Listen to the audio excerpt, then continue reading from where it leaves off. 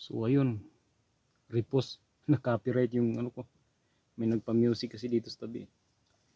So sa ating kabady na si Fidel Ganti, Kalinan, no?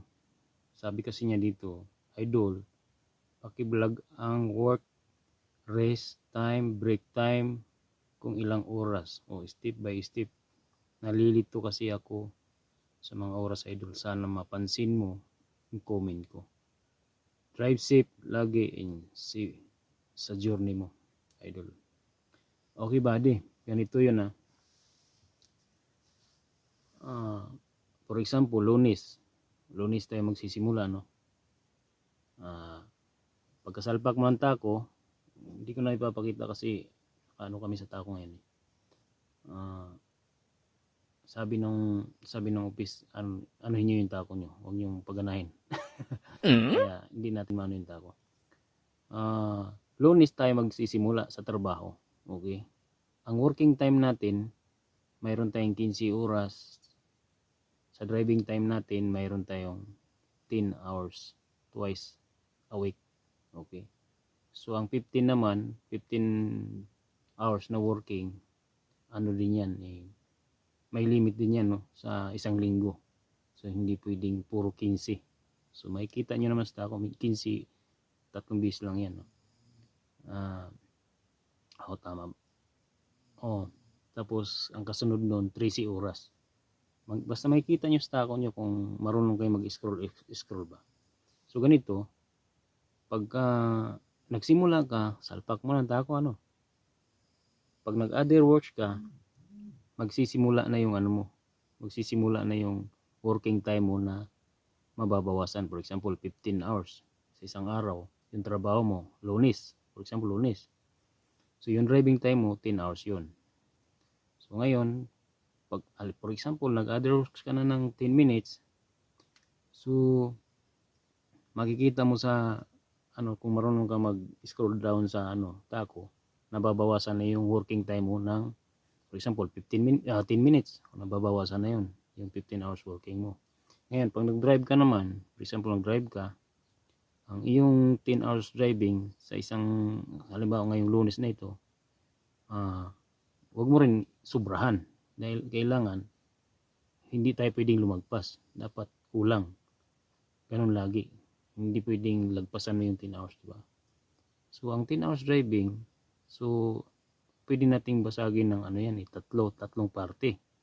For example, magdadrive ka ng 4 hours and 30 minutes. Yun, 4 hours and 30 minutes, no? So, siyempre, huwag mo naman sobrahan din ng 4 hours and 30 minutes. Kailangan, mga 4 hours ka lang, mahanap ka ng parking, mag-rest ka ng 45 minutos. Pwede mo rin basagin ng 15 minutes. Lisan po, naka 15 minutes ka. Sa susunod na, pwede mo rin anuhin ng 30 minutes. For example, babasagin mo yung 4 hours and 30 minutes ng dalawang parte. 15 minutes. Pagka nakadrive ka ng 2 hours, magkakapi ka, 2 hours, 15 minutes. Tapos pwede ka rin sa sunod, 30 minutes. Lagpasan mo lang kahit isang minuto para hindi tayo para sigurado ba. Okay. So, ganun. Ngayon, pag nakapag-drive ka na ng 4 hours, mag-rest ka ng kumpletuhin mo ng 45 minutes, di ba? Basta, kung street lang yun, kung dire-diretso 4 hours driving ka. So, mag-rest ka ng 45 minutos. O 46, sobrahan mo lang isa para hindi ma-interrupt. Okay, sa sunod naman, bibigyan ka ng 45 minutes. 4 hours and 30 minutes. Takbo ka. Ganon din uli. Huwag mong ubusin ng 4 hours and 30 minutes. 4 na oras lang. Ganon. So, bibigyan ka uli ng natitirang sa 10 hours driving mo.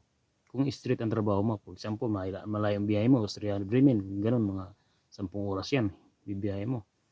So, bibigyan ka uli nung pag nag-rest ka uli ng 45 minutes, bibigyan ka uli ng yung sobra sa 10 sa natitirang 10 hours driving mo. For example, naka 8 oras ka na.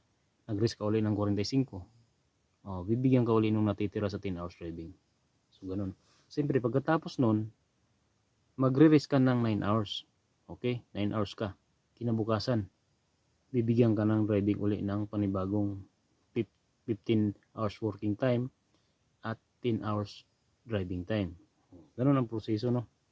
So, pwede ka naman tumawag sa akin, buddy, walang problema. Nandiyan yung pinakamin ko, si Lolito Alire. Tawag ka lang, just na malilito ka dito sa vlog ko. Tawag ka lang, huwag kang mag-alinlangan.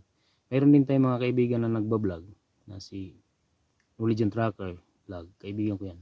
Si Don Ramon, si Pinoy Europe Tracker Barber. Yan, at saka si Papa Beans. Marami nagbablog dito, no, sa mga tako. Ganun.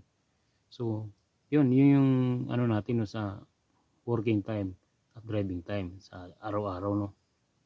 Basta yun lang, basta tawag ka lang kung kailangan mo ng tulong, kung So doon naman sa mga matatagal na, siyempre alam na nila ang kalakaran. Marami din naman tumatawag sa akin kahit matagal na, nagtatanong din. Kahit sa mga kasama ko dito, matagal na sila, nagtatanong pa rin yung iba. O may katanungan ka rin na iba, PM mo lang ako, walang problema sa original Facebook ko. Si Lolito Alire lang. Nandyan yung ko. Ganun lang, short video lang ito para sa iyo. So ingat palagi, buddy. Salamat sa magandang komento mo. Hindi ko maraming sa akin na mag-vlog ako ng alam ko naman maraming nagba-vlog. Search niyo lang din. Madali lang naman punta kayo sa YouTube. Search niyo lang yung paano gagawin paano mag-login, paano yung mga iba pang bago dito, no. Search niyo sa YouTube kung unlimited naman yung mga makikita niyo sa mga vlog. Bihira kasi ako ng mahaba-habang video dito sa Facebook page. Mostly sa ako nagbo-vlog sa YouTube ng medyo mahaba, pero hindi naman minsan tinatamad din kasi ako mag-edit. So ganun lang, buddy. Sana naintindihan mo yung ko, paliwanag. Ingat palagi sa biyahe. God bless. Siyempre kung bago kayo sa aking Facebook page o nagustuhan niyo yung ko, pag-share na lang. Paki-like na rin. Paki-subscribe na rin ng aking YouTube kung may YouTube kayo. Ingat kayo palagi. Bye.